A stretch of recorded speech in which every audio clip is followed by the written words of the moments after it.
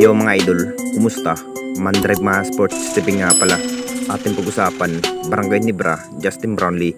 Papalitan pa nga ba ito ng bagong import? At ang plano ng Barangay Nibra para kay Jeremiah Gray. Pero bago na nga yan, kung bago pa lang sa aking channel, huwag mong kalimutan mag-subscribe at click ang notification bell para lagi kang updated sa ating latest upload pa natin. Tira ating talakayin. Una natin pag-usapan, so malapit na rin ang kinahihintay ng lahat sa pagbabalik nga ng ating liga mga idol. Masasabing masyadong pagpinahanda ng Barangay Nibra ang kanilang bawat chemistry para sa panibagong season matapos sa pag-trade kay Sistan mga idol at nakuha sa kampo ng Tira Perma Jeep. Maraming nahihinayang pa rin kung bakit si Sistan pa ang napili bilang trade asset ng Barangay Nibra. Malaking nayambag pa naman ito si Sistan mga idol pagdating sa leading scoring machine ng Barangay Nibra. Walang magawa pa rin si Coach Tim mga idol kung bakit si Sistan ang na-trade ng Hinebra Management. Talagang maiiba nga ang bawat performance ng Barangay Nibra na walang Sistan. Alam naman nating lahat mga idol, marami pa rin ang nasasabi kung si Justin Brownlee pa nga ba ang magiging import ng Barangay Nibra ngayong off-season mga idol.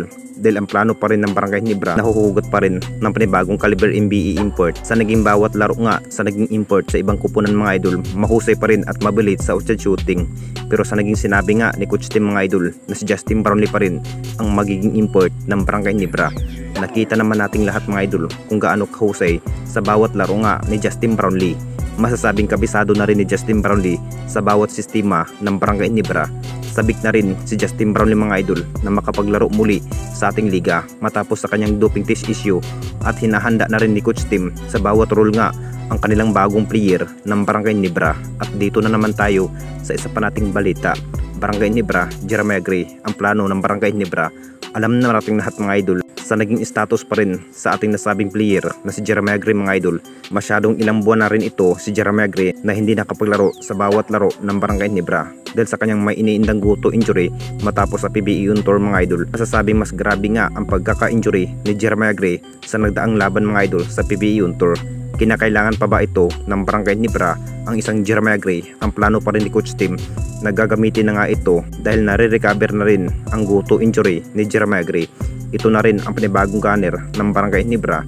Sa naging laro nga ni Jeremiah Gray, malaking mayambag pa rin ito bilang outside shooting, bilang leading scoring machine ng Barangay Nibra. Masasabing magandang plano pa rin ng Barangay Nibra para kay Jeremiah Gray. Muling pagbabalik na rin ito para impresenta nga ang kupunan ng Barangay Nibra sa Governor's Cup mga idol. Ito na rin ang kinahihintay ng lahat na makapaglaro muli ang nasabing veteran shooter na si Jeremiah Gray. Anong masasabi ninyo mga idol tungkol sa ating video?